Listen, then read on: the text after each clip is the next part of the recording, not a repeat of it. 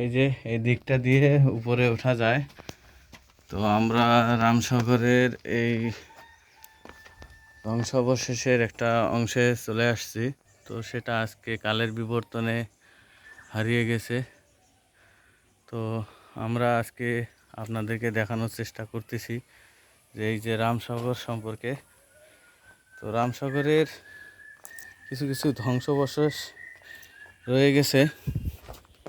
সেই ধ্বংসাবশেষের ভিতরে এই স্থাপত্যগুলো আপনাদেরকে এখনও সেই কালের সাক্ষী হিসাবে রয়ে গেছে। আপনারা এখানকার মাটির যে ফলক দেখতে পারেন, সেটা হচ্ছে পোড়া মাটির ফলক। এই পোড়া মাটি দিয়ে তৈরি ছোট ছোট ইটের যে গাঁথনিগুলো রয়েছে। একটা জিনিস দেখেন, এখানে ছোট ছোট স্লাইড ইটের যে গাঁথনিগুলো রয়েছে, এগুলো সত্যি খুবই অসাধারণ, যেগুলো আপনারা প্রাচীন স্থাপত্য ছাড়া খুঁজে পাবেন না। তো এখানে এই গেটটি সেই সময়কার একটি সাক্ষী রয়ে গেছে। আপনারা দেখতে পাচ্ছেন যে আমরা আজকে এই রামসাগরের এখানে একটি ধ্বংসাবশেষ রয়ে গেছে, তো সেখানে চলে আসছি। তো আজকের এই ইটের বা ধাঁচের যে সময় থেকেই বোঝা যায় যে এগুলো পোড়ামাটির ফলক। তো এটা সে সময়কার সম্ভবত মন্দিরই ছিল, অথবা কেননা বসবাসের জন্য কোনো শয়নকক্ষ দেখতে পেলাম না আমরা। তো যে জায়গাটাই আসলে একটি শুনশান, এখানে কিছু বুঝতে পারতেছি না যে অবশ্যই এখানে গোপন সুড়ঙ্গ স্বরূপ কিছু রয়েছিল, যেগুলো দিয়ে বাহিরের প্রবেশ পথ রয়েছে। এদিক দিয়ে আমরা আপনাদেরকে দেখানোর চেষ্টা করলাম, এই দিক দিয়ে পিছনে চলে আসা যায়। তো এই যে পিছনে চলে আসলাম, আমরা আপনাদেরকে পুরো জায়গাটি ঘুরে ঘুরে দেখানোর চেষ্টা করতেছি। আজকে সব কিছুই এখানে পুরনো ঐতিহ্য। তো বাংলার ইতিহাসে আপনারা এরকম অসংখ্য ইতিহাস দেখতে পারবেন, অসংখ্য স্থাপনা দেখতে পারবেন, যেগুলো সেই সময়কার সময়কে ধারণ করে। তো প্রিয় ভিউয়ার্স, আপনারা দেখতে পাচ্ছেন এই সেই রামসাগর। এইটা সম্পূর্ণটাই ম্যানুয়ালি, যেটাকে ওই সময়কার রাজা তিনি তার অবকাশ যাপনের জন্য এটি তৈরি করেছিল। এটি দিনাজপুর জেলার সদর উপজেলায় অবস্থিত।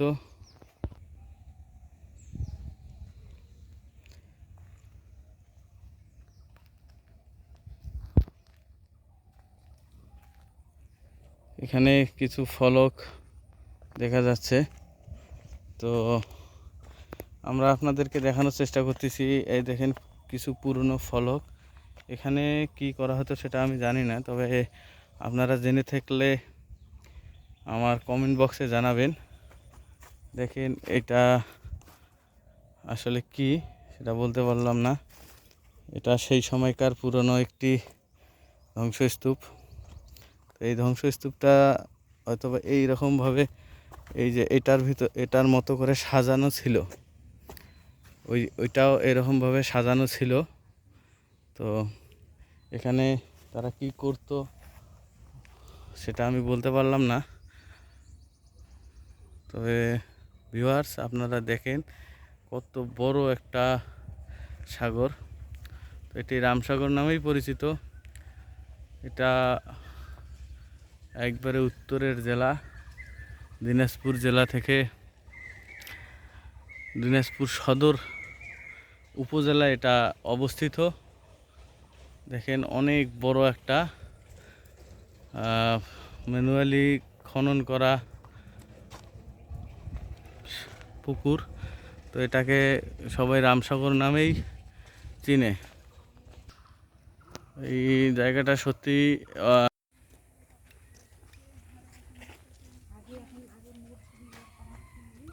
রামসাগর জাতীয় উদ্যান মানুষ সৃষ্টি করেছে অপরূপ প্রাকৃতিক পরিবেশ, একে ভালোবাসুন, এর সাথে একাত্ম হন এবং একে রক্ষা করুন। সামাজিক বন বিভাগ, দিনাজপুর।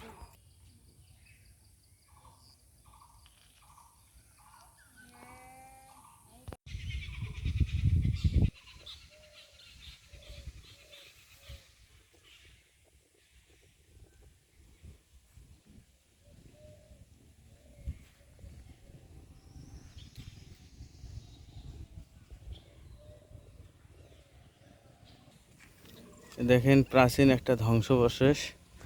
তো এখানে কিছু কিছু ধ্বংসাবশেষের অংশ রয়েছে, আপনারা দেখতে পাচ্ছেন সেই সময়কার একটু ধ্বংসাবশেষের কিছু অংশ এখানে আমার ভিডিওর মাধ্যমে আপনাদেরকে দেখানোর চেষ্টা করতেছি। সে সময়ের কিছু অংশ এখানে এখনও রয়ে গেছে। মাটি খনন করলে হয়তো বা আরও কিছু পাওয়া যেতে পারতে। তো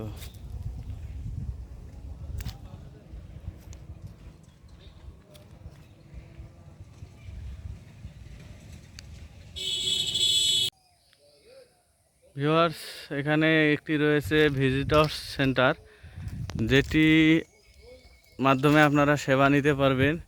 এটি 25 ডিসেম্বর, এটি 24 ডিসেম্বর 2015 সালে স্থাপিত হয়। জনাব মোহাম্মদ শামসুল আলম এটি উদ্বোধন করেন, উপপ্রধান বন সংরক্ষণ পরিকল্পনা উইং। এখানে পর্যটকদের জন্য রয়েছে পিকনিক স্পট। শীতের সময় অসংখ্য দর্শনার্থীতে ভরে থাকে এই রামসাগর জলাধারটি। এখানে আপনারা দেখতে পাচ্ছেন একটি পিকনিক স্পটের জন্য তৈরি করা হয়েছে এবং এখানে ব্যবস্থা রয়েছে তাদের জন্য। তো এই পিকনিক স্পটটা আপনারা এসে দেখতে পারেন। আপনারা দেখতে পাচ্ছেন এখানে একটি পিকনিক স্পটের জন্য বিশাল বড় জায়গা রয়েছে।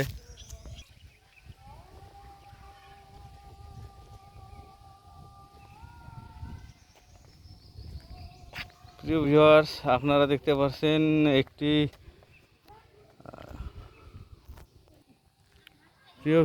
আপনারা এই সিঁড়িটি দেখতে পাচ্ছেন, সেটি অবশ্যই সেই সময়কার পাথর দিয়ে নির্মিত। তো এখান দিয়ে হয়তোবা এই জলাধারে নামার একটা ভালো সিঁড়ি ছিল, পরিবেশ ছিল। তো সেই সময়কার পাথর দিয়ে তৈরি এই সিঁড়িটা আপনারা দেখতে পাচ্ছেন, একবারে নিখুঁত কারুকার্যে। এখানকার এই পাথরগুলোই দেখে বোঝা যায় সেটা অনেক প্রাচীন একটি, এই পাথরগুলো দেখেই বোঝা যায় সেখানকার সে সময়কার একটি প্রাচীন ধারণাকে বহন করে এই পাথরগুলো। ভিউয়ার্স, আপনারা দেখতে পাচ্ছেন দুই সাইড দিয়ে এই পাথরগুলো দেয়া রয়েছে, হয়ে গেছে এখনো এই রামসাগরেই।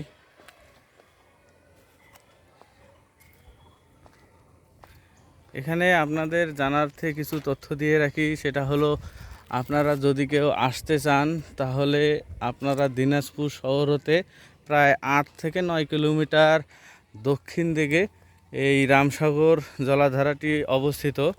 এখানে আপনারা এসে বিভিন্ন ধরনের সেই সময়কার অর্থাৎ 1800 শতকের এটি ধারণা করা হয় 1550 থেকে 1555 সালে এটি খনন করে রাজা রামনাথ। আর এটি খনন করার উদ্দেশ্য ছিল এই যে জনগোষ্ঠী ছিল সেই সময়কার এখানে, তাদের কৃষিকার্যের জন্য যে পানির যোগানটা প্রয়োজন ছিল, পানির যোগানের জন্য যে প্রয়োজন ছিল সেই সময়কার কৃষিকাজের জন্য। তো এখানে যার কারণে এবং রাজার অবকাশ যাপন এবং সেই সাথে এখানকার মানুষের পানির অভাব মেটানোর জন্য সেই সময়কার রাজা রামনাথ এই জলাধারটি নির্মাণ করেছিলেন। এটি সম্পূর্ণ মানুষের দ্বারা খননকৃত একটি জলাধার, যেটি প্রায় 108 একর জমির উপর নির্মাণ করা হয়।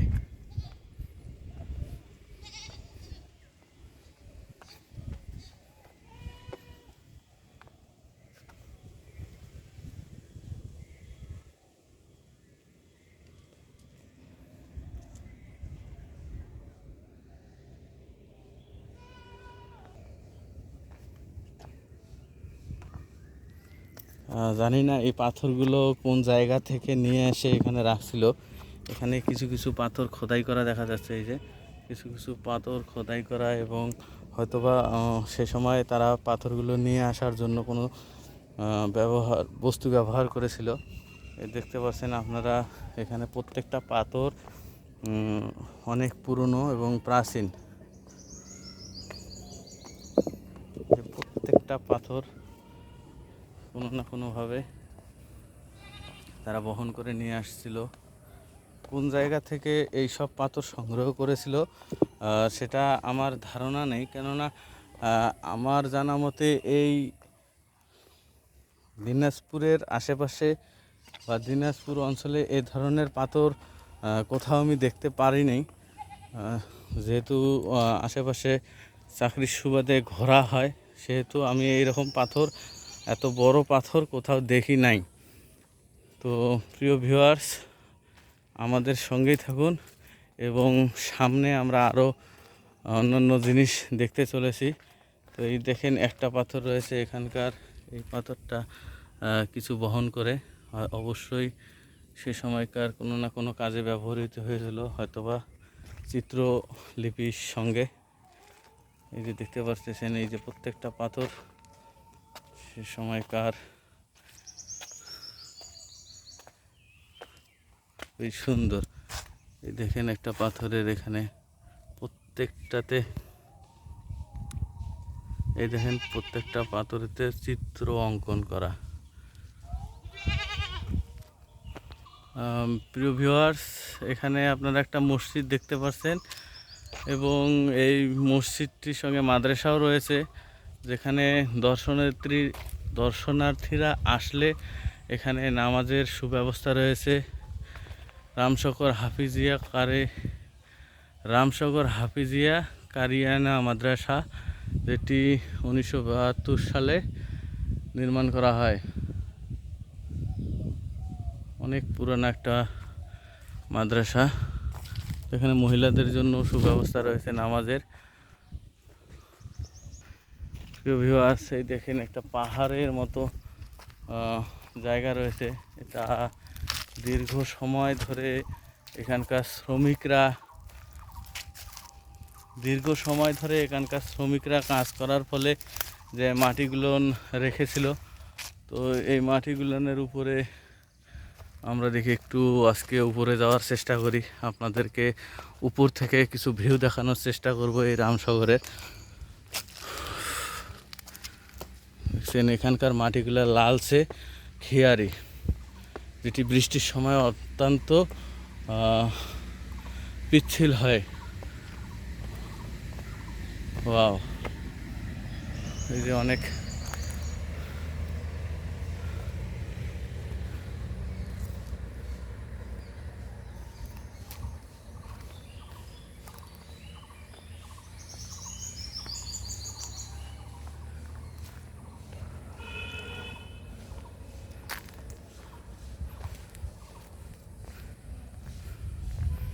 একটা ছোটোখাটো একটা পাহাড়ের মতো, এখানে উঠে আপনাদেরকে একটু ভিউটা দেখানোর চেষ্টা করতেছি।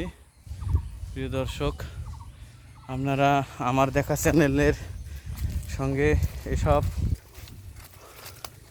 অসাধারণ দৃশ্য দেখতে পারবেন।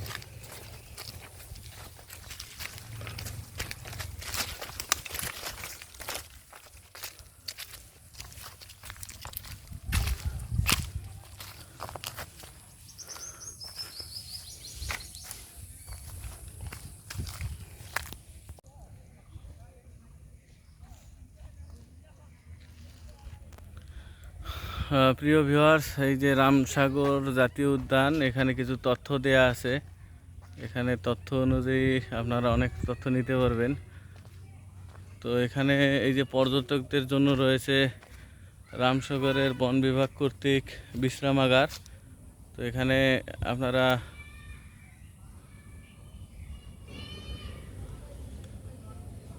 প্রিয় ভিউয়ার্স, এখানে রামসাগরে রয়েছে একটি বন বিভাগ কর্তৃক বিশ্রামাগার। এই বিশ্রামাগারটিতে এই যে এখানে অসংখ্য দর্শক গাড়ি নিয়ে চলে আসছে দেখতে দেখতেই। তো এই বিশ্রামাগারটি ভিতরে প্রবেশ নিষেধ। তো আমরা এখান থেকে আপনাদেরকে একটি ভিউ দেখানোর চেষ্টা করতেছি। বিনা অনুমতিতে প্রবেশ নিষেধ, এখানে অনুমতি দিতে রয়েছে। আমরা আসতেছি একটু পরের এই সাইড থেকে।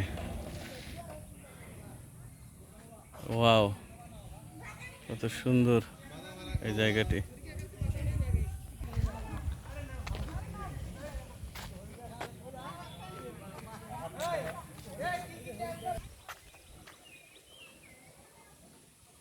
ওয়াও,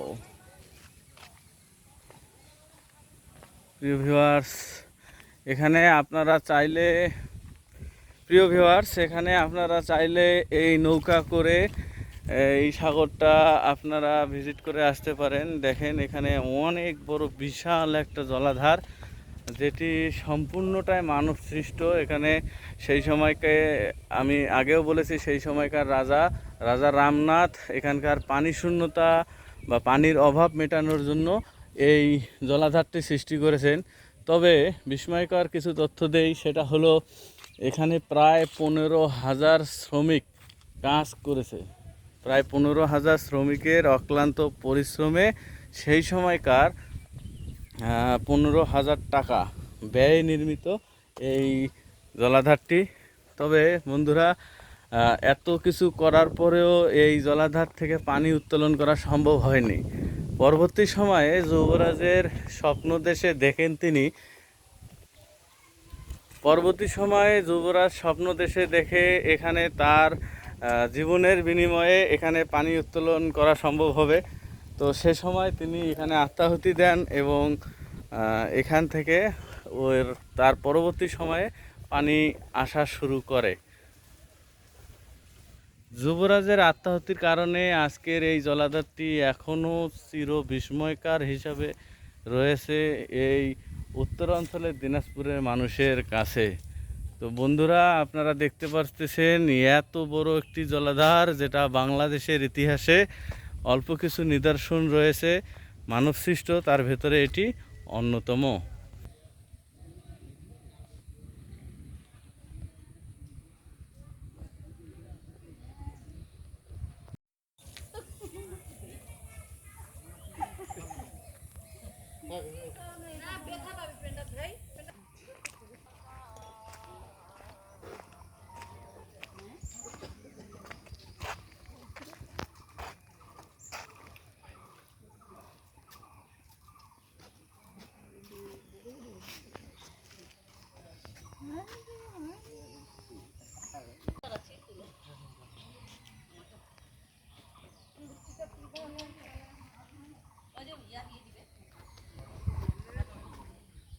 প্রিয় ভিউয়ার্স, এখানে রয়েছে একটি চিড়িয়াখানা, যেটি রামসাগরের উদ্যানের ভিতরেই অবস্থিত। তো এখানে রয়েছে অসংখ্য হরিণ। আপনারা যখন ফ্যামিলি নিয়ে আসবেন, তখন এই বাচ্চাদের দেখার জন্য অসাধারণ কিছু এখানে দেখতেই পাচ্ছেন আপনারা হরিণগুলোকে। এই দেখেন, খুবই কাছে থেকে হরিণগুলোকে দেখানোর চেষ্টা করছে। এই যে এখানে রয়েছে অনেক হরিণ, ওই যে দেখা যাচ্ছে ওখানে প্রায় 50 থেকে 60টা হরিণ হবে এখানে টোটালি। এক সময় আসছিলাম, তথ্য নিছি। দেখেন হরিণগুলোকে আপনারা।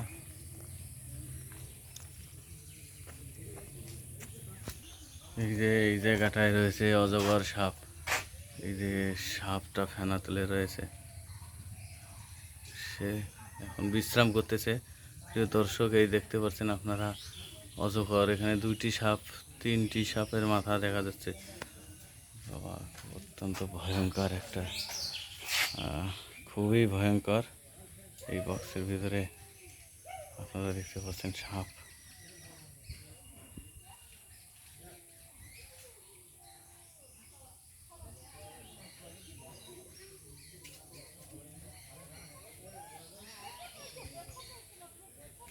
কয়েকটা সাপ রয়েছে।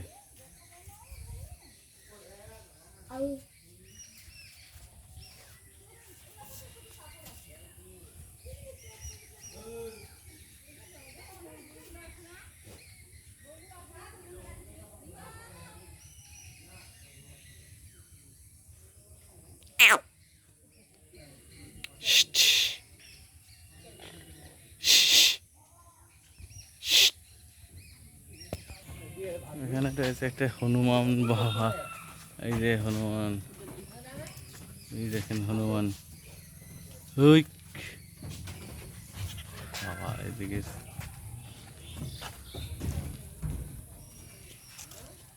এই যে আপনারা দেখতে পাচ্ছেন হনুমানটি।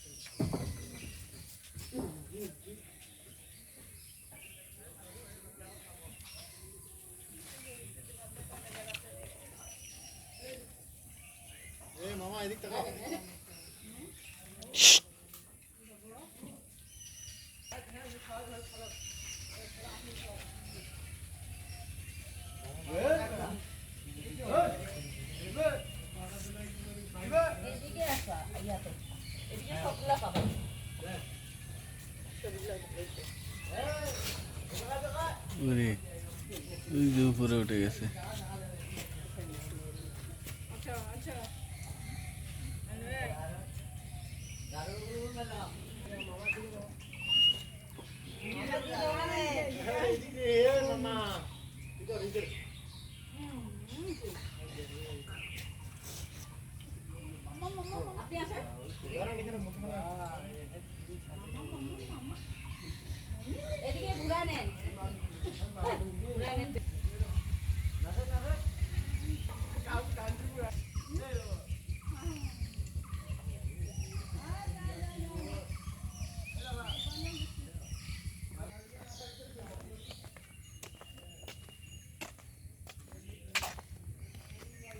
এই দেখেন হরিণ।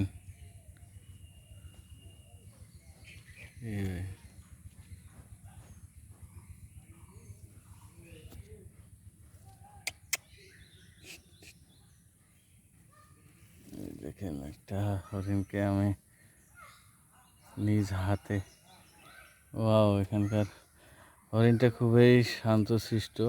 এখানে দেখেন হরিণটাকে আপনারা, ওয়াও, খুবই সুন্দর সুন্দর। প্রিয় ভিউয়ার্স, আপনারা এই হরিণটাকে দেখতে পাচ্ছেন। এখানকার এই হরিণটাকে দেখেন, আমি গা শরীর তার ইয়ে করতেছি, সে কিছুই বলে না। ওয়াও, কত সুন্দর হরিণ। বাহ, তার শরীরটা দেখেন। আসলে এখানকার একবারে খুবই কাছে থেকে এভাবে কখনো হরিণকে আমার আদর করা হয়নি। বাহ, খুবই শান্তশিষ্ট এখানকার হরিণগুলো। এখানে আরও অনেকগুলো রয়েছে। ওই যে দূরে অসংখ্য হরিণ রয়েছে, শিংওয়ালা, অনেক বড় বড় শিং। তো এখানে দেখেন, বাবা, তার শরীর নেড়ে চেড়ে তাকে কথা দেখি, তোমার চোখ, হরিণী চোখ না? ওয়াও,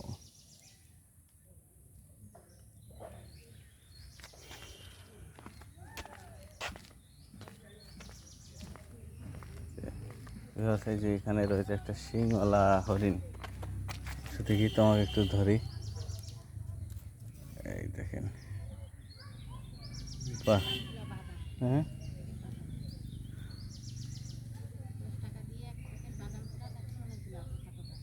তাই দেন দেখি একটা।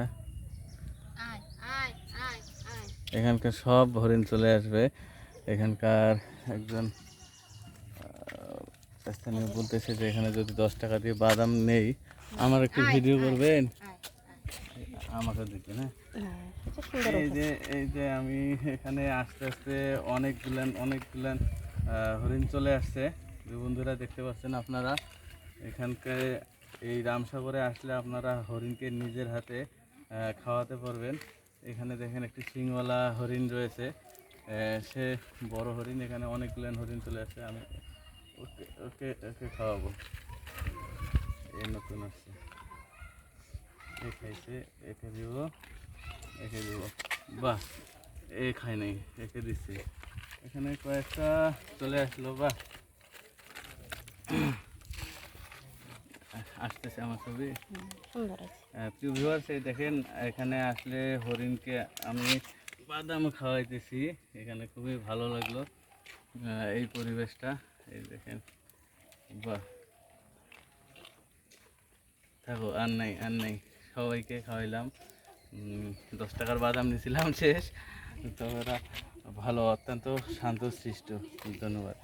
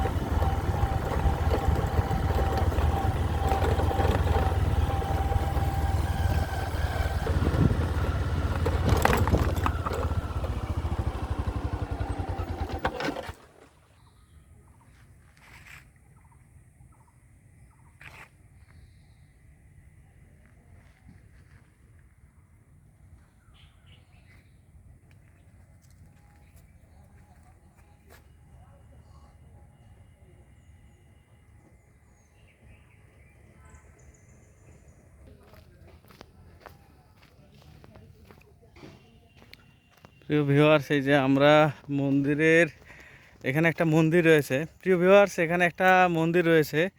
এই মন্দিরের পার্শ্ববর্তীতে একটা ঘাট রয়েছে। আমরা যেখানে এখন বর্তমান অবস্থান করতেছি সেটা রামসাগরের সামনে, এই যে মন্দির দেখা যাচ্ছে সামনে। তো এখান থেকে এই ঘাটটি মন্দির থেকে সামনেই, যেখানে প্রতি মাঘ মাসের সম্ভবত কোনো একটা সময়ে এখানে হিন্দুদের একটা মেলা লাগে, পুণ্যর্থী মেলা।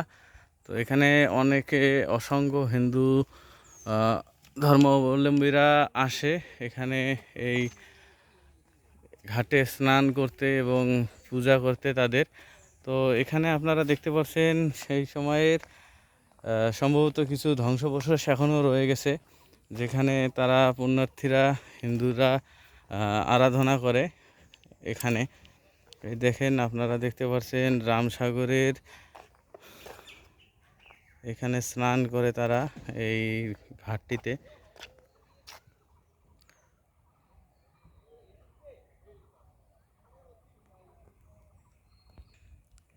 প্রিয় দর্শকবিন্দু, আপনারা দেখতে পাচ্ছেন রামসাগরের এটি একটি ঘাট।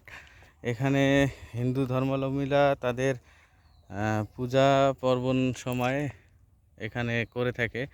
তো এই ঘাটটি থেকে আপনারা একটু সামনেই একটা মন্দির দেখতে পারবেন। সেই মন্দিরটাকে কেন্দ্র করে এখানে প্রতি মাঘ মাসে একটা করে মেলা লাগে। সেই মেলাতে এখানে অসংখ্য হিন্দু ধর্মাবলম্বীরা আসে, এখানে আরাধনা করে তাদের পূজা পার্বণের সময়।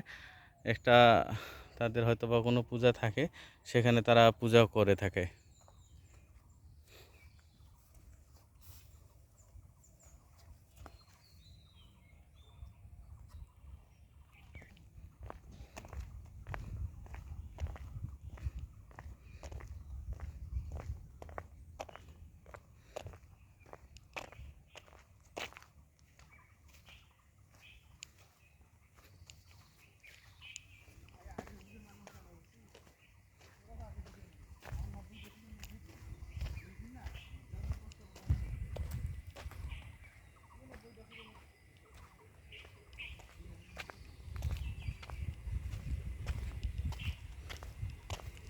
আর সুব্যবস্থা রয়েছে এখানে। এখানে পর্যটকদের জন্য রয়েছে খাবারের ব্যবস্থা।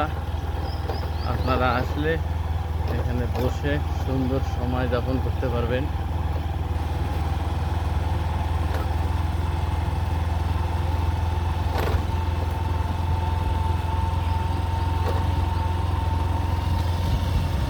অনন্য স্থাপত্য হলো এই রামসাগর দিঘি। রাজা রামনাথ এখানে কৃষকদের জন্য এটি নির্মাণ।